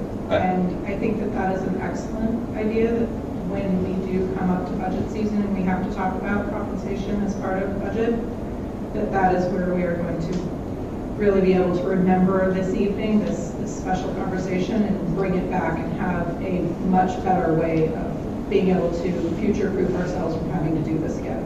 Because I do think what's relevant is where, I agree with John, so that where we stand in the market is relevant. I think what's relevant is what percentages you give among different ranges of salaries. Because like I said, a 7% increase means a different amount to someone who makes. yeah, I certain think what amount. we're saying is that if we're considering those things, it's not that they don't make sense. It's just that then it's where are those lines? Is it for certain types of employees? Is it in certain circumstances? And then creating a policy that that we all feel that we've been educated enough, all of us, to find a position on that, and then to go forward uniformly applying that policy as it applies to those people would be what would make me feel comfortable, as opposed to just like where we are right now. If that makes sense, because part of why we had to do the class and comp when we were in such a bad position is because of sort of conversations like this, in terms of like stopping ourselves when we get in a good place, saying, oh, now we're in a good place, so we're going to stop all progress on that, and then you stay stagnant for another 5 years, and then you're in that same position again. We've lost a lot of employees again. So I just think it's important to be mindful, since we know where those things can lead to employment issues, to be very thoughtful and methodical about it. It certainly makes sense to address it in a uniform way. Yeah, totally agree. So kind of like your idea about the budget. That was Laura's idea. That was Laura's idea. That's Oh, why yeah, that's why that's she gets right. paid the big bucks. The clerk, Lori. It's just, I think it helps us make this decision. Yeah. It makes it a little less awkward if we have a little bit more. Then I think you can even talk about, saying, all right, South Bluffs, I think that's where the bonus comes in better at. You Okay, budget on set. Anna suggested 3, I'm good with 3. It's because I like the way better. She's more likable. John, where does that leave you? That puts it closer. I mean, does it go over? Yeah, that ends up at a 252, 768 range, and, which I think is personally, I think is fair. Looking at the other cities and around, it doesn't, a straight percentage, if you're going to judge it on a percentage thing, tends to be difficult, but, no, I think that, And I think it's worth acknowledging Art works 24/7. Oh, Mark's here on Friday when nobody else is. Yeah. Honestly, I'm pretty sure if we calculated this at an hourly rate, it might be minimum wage. Yeah.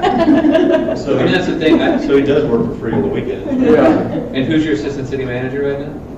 Exactly. Yeah. I mean, there's a part of me, I mean, I was thinking like, of if we're doing straight percentages, I would give him one percentage, but I'm not a percentage person, but the percentage. So do we have a motion in a second? Yeah. I go higher. I'm just saying on a percentage basis, it does make sense to me, because I would have said he's a 7%er, and if we're doing it based on these, but I'm not saying to do it, but he's a 10, look, I saw him here, I see his car here all the time, and he works all the time, he takes my call on Saturdays and Sundays, and I think he keeps us all extremely well informed, and he does a great job. So I try not to bother him on the weekends. well, when people bother me, I bother them. So, I mean, like I said, this is why I feel like the same way when I'm voting on a percentage. When we gave Lori 5%, it doesn't mean that she didn't deserve a 7.5% from that whole merit thing. It's just, so I feel like this is a weird game, but that being said, they're both terrific. Oh, yeah. Next time I'm going to play the moving phone, I'm just going to say, what do you think you should be paid? But anyway, that was not helpful, so. I'll say that out. It's not helpful. So was that a motion in a second, or was that? Yeah, John's trying to call it. I had a motion at 3. 3? Mine was 3. Was that a second? I can second 3. Okay. Do I have a motion and a second? Any discussion on the motion? Okay. Madam Clerk, roll call, please. Councilmember Wurzel. Aye. Councilmember Wild. Aye. Councilmember Guthrie. Aye. Councilmember Hall Harrison. Aye. Mayor Lambert. Aye. Okay. Well, congratulations. Thank you for all that you do for the city. Thank you very much. And if I could just add, I appreciate the kind review. I think I speak for Lori too. If I don't, Lori, please let me know where I'm there. I appreciate the kind words you said to me, but I'm only one person. There's over 230 people in this organization to make this city work. I happen to be the leader of the organization. I take great pride in that. I put a lot of time in to make sure this city works, but it's not a one-person thing. It's not a two-person thing. It's the department heads in the back of the room, department heads that aren't here. Their supervisors under them, and the folks that are out there actually doing the work. So, if you participated in anything we did over this last weekend, it's a monumental team effort. And I think because you've done what you've done over the last 3 years, everybody feels that way. Everybody feels appreciated now. Everybody knows that you know that they're doing a good job, and that the residents here, and you more specifically, appreciate what they're doing. So thank you for that. Okay. All right. Reports, Mr. City Attorney. I'm dying to report something, but I just don't have it. Yeah, okay. City Manager? Yeah, I have a few things, if you could indulge me for a few minutes. The first thing I want to touch base on is the lead and copper rule that you might have seen, read in the paper, if you read some of the more national papers about what's going on. Back in, this all comes out of the Lansing, Michigan issue, where when they switched from the city of Detroit water to Flint River water. Chemical reaction took place in their pipes, which led to mobilize into the systems, and there was a significant adverse effect on the population of Flint, Michigan. Following that, in 2021, the EPA came up with a lead and copper rule that required us to, it's not just us, every water provider in the nation, to submit a lead and copper replacement plan by this year. So the first thing we have to do is complete an initial inventory, and this is going to get to a point, but I'm going to give you some background on it first. The first thing we did was a desktop evaluation where we reviewed property appraisers' records and building commercial as-built to see what the water lines were made of. If anything was built after 1989, it is assumed there's no lead there. That's when lead stopped being used. So we have that. The city's clearly much older than that, and our utilities, as we've been discussing over the last several years, are much older than that. We have a little over 4,000 water service connections. So as we evaluated them, 706 of those were identified as non-lead through our records, and 348 began receiving service after January 1989. So we've identified some that are clearly not lead. That leaves, though, a little over 3,000 services that are out there in the field that need to be verified. Our initial field investigation, which we completed just this last September, includes physical field verification. We have guys out in the field that go to the meter box to identify the pipe material coming into the meter and going out of the meter. So we have to identify pipe material on both sides to determine what the risks are. 353 of those were field verified, with 228 identified as non-lead, and 187 have galvanized material. I've talked to you enough, you know how much galvanized line we have out there. There seems to be a lot of galvanized in the city. That leaves a little under 3,000 services that are unknown. What FDEP and the EPA require is notification for each customer that has lead, galvanized, or unknown status, because they're giving us time to work on this. We originally provided notification through our utility bills, and we have a website with an interactive map that allows you to click on your property to see what your status is. We were contacted by the central office at DEP that said that providing notice, even though we provided to every utility customer, that wasn't good enough. We needed a more comprehensive approach. So letters were prepared to send out to every water customer in the city. Those letters are before you under the EPA fact sheet here. So I want to let you know that those are going to be going out this week. Only the lead, galvanized, and unknown letters have to be mailed. Anything we've confirmed with non-lead will not receive individual letters. The material identified on our side of it, the public side, and the private side is shown on there. The city will ultimately be responsible for replacing our side over time. They're giving us some time to do this. This is all going to be part of our line replacement program. And the customer's obviously responsible for the pipe on their side. As we continue to verify these 2,700 unknown service connections, we have to send out letters annually to update the status. So these letters are going to go out annually. And the reason I want to bring this to your attention is the language that's required in these letters by DEP and EPA can be a little scary about what lead in your water can do. We have no lead in our water coming out of our wells and into our system. We know that because of our tests. But we still have to let the public know what the dangers are, what they can do about if there would be lead in their lines. So we have to notify annually as we go through this process. The one exception to that is if we find lead, we need to notify those folks within 24 hours. Because that's the priority that the federal government has placed on us. We have until 2037 to replace everything that we find through this process. So like I said, we haven't found any lead so far, but there is galvanized material in the field. So I provided these letters to you because every resident in the city, including all of you, are going to be getting these. So It's a little bit of a heads up so you can read it over. The first page is pretty straightforward, which is the cover letter to tell you what kind of pipe you have, whether it's galvanized or unknown. And then the remaining 2 pages are what the health effects of lead are. So if you just read the health effects of lead, in the right concentrations, they can be significant. So I wanted you to have that information.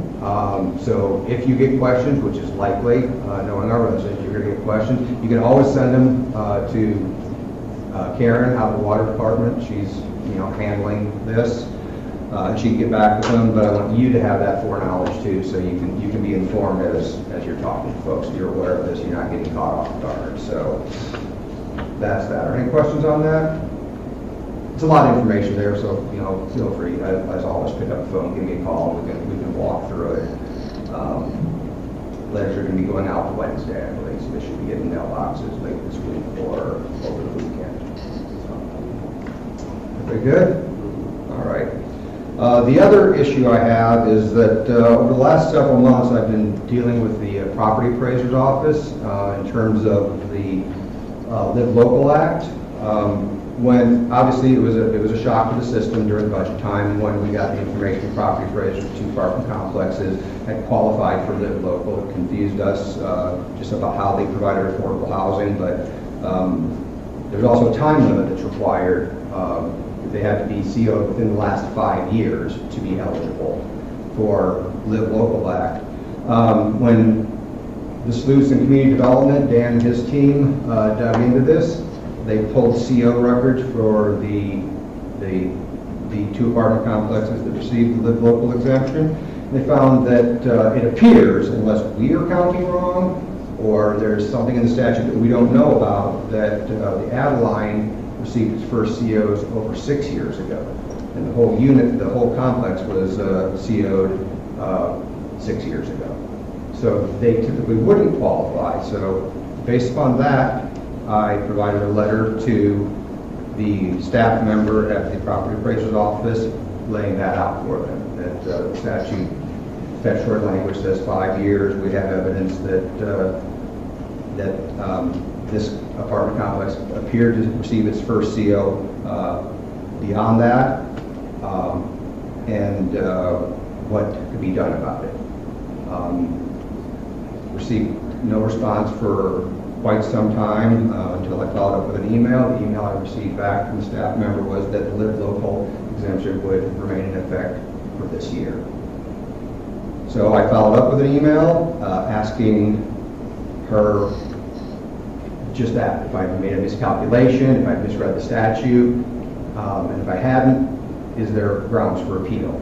I still have not received a response to that email. So what I would like to ask you tonight is to step this up a bit and authorize the mayor to pen a letter to the property appraiser asking the same questions. This is about $300,000 worth of revenue to us, so this isn't chicken feed. This hurt this year. This made a difference in what we did in the budget. And if we can recover any of that, I think I would be remiss if I didn't pursue it aggressively. So. I support the mayor writing the letter. Yeah, I think we all do. If you got 5 there. Do we have any sort of actual, is it like a VAD type of thing? Do we have that available to us, or how would we appeal that? Well, If we don't? that's how it started, was how do you appeal? And the best information we got is to do exactly what Mark did, which is let them know that they've made a mistake, or it appears they've made a mistake, or that they were misled. We didn't want to cast aspersions, so we said, here's the actual information. And frankly, expected a response more along the lines of, oh, well, we're going to, really investigate this and go back to the developer and say, what is your basis for saying this? I'm looking at a CO. I mean, how do you argue a CO? Instead, as Mark pointed out, they said, yeah, it's thinking, well, okay, we don't think that's right. You didn't tell us what you based it on. How do you appeal? And crickets. So we followed what we were told to do, that was the way. And I will point out that the person who gave me this information also said, oh, we'll be very anxious to take away any improperly obtained exemptions. And I'm thinking, well, that makes sense to me, so the response didn't make sense to me. In terms of what's next, if you can't give essentially politician to politician an answer, the only thing I've come up with is filing a deck action and saying, okay, what's the deal? But the statute doesn't provide for a remedy like this, so it's very unusual. Did the applicant have to burn? As far as we know, the applicant didn't have to do anything. Now, maybe that's true. It would be nice if the person who we were corresponding with said, we've reached out and they provide sufficient proof or whatever. That's not what was said. I'm pretty much close to quoting it when it says, the exemption sticks. I mean, did I leave out anything? No, the response was, after I followed up to see if they needed any additional information, the response was, our office doesn't need any other information. The exemption remains for 2024 on the subject property. Yeah. So, not elucidating at all. I wouldn't say that it's political, but I would say it smells like it might be. Well, before we go, I think the next step, I support. You think the next step is the letter, and then let's defer kind of the critique of it till another day. That'd be fine. All right. So we have consensus? Yeah. For the Fed letter? All right. And on a higher note, this past weekend is one of the busiest weekends here in the city of Maitland.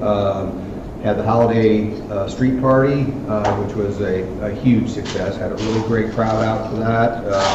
Michael Andrew and his band put on a great show. It was really good. The snow machine was working perfectly, so the snow was falling over the crowd while he was singing. There were people. It was. This doesn't sound like it's coming from me, but it was truly magical. It was really quite nice.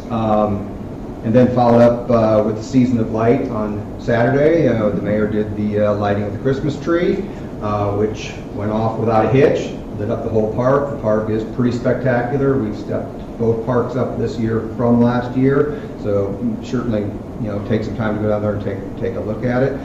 The crowd was massive, thousands and thousands of people. It was just packed to like sardines down there. I was shocked at how many people came. It was so crowded that Mimi and I couldn't walk down the Black Bear Trail to get back to the stage where we did the lighting to listen to some music. So we had to walk up along the street to get around the crowd. It was very impressive. So that was a huge success. So building on that. Coming up December 14th, Santa Parade with the police and fire departments coming up. So you'll hear sirens throughout the city on December 14th. Don't get worried about it, because, well, hopefully don't be worried about it, because it's the police and fire department out spreading Christmas joy.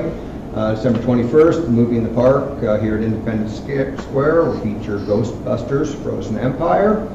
And January 3rd will be the first get down for next year. So far we're doing very well with this holiday season. So that's all I have. Awesome. Anybody, council members, have any reports? I do. On last week, 2 weeks ago, I had a chance to do teach-in at Domrick to talk about what we do. And so we had some discussions about like the kinds of things we can control and can't control, and those same conversations that we have every day. And so I told them I would report the consensus of what they would like you to consider. So 2 votes for new streets, 3 for new sidewalks, some complaints about people parking on both sides, which really prevents them from being able to ride bikes when there's no sidewalks, 3 for clean water, and 1 for shelters, someone asking to make sure we have more funds for first responders, a day for kids in charge, but that was my child, and 5 for various amusement park ideas to add to the city of Maitland. So just for your consideration. And also thank you to everyone on staff who provided goodies, because that's all that makes children pay attention to you, it seems. So thank you for not allowing me to show up empty-handed and disappointing the masses. Thank you. Great. Mine is, since we're not going to see each other until Christmas, is I just want to wish everybody here a Merry Christmas and happy holidays and have fun with your families and friends throughout these days. Amen. On that happy note, let's, I'll just share that I also did teaching and spoke to a classroom full of second graders who I taught them the importance of showing up to council and being a member of the public and having their voices heard. And they were all very excited to learn about how important it is to be actively engaged in their communities. And of course, they were mostly excited by the cool little pens that the Maitland Police Department has right now, which look like little rocket ships. These pens are awesome. And then, of course, the highlighters went down a treat. So thank you to Mark for the last second scramble to get all that together, but thank you also to our wonderful police department for providing the tchotchkes, which all the kids love. It was an emergency in there. They are the first responders to the emergency for the tchotchkes. So thank you. There's a reminder. we have a reminder. We have a reminder that we do have a workshop on January 8th. Yep, library.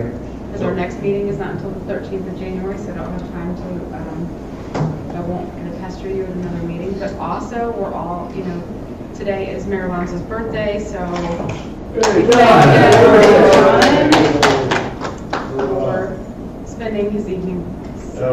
We wouldn't have done it anywhere else. Especially compensation. All right, we stand adjourned.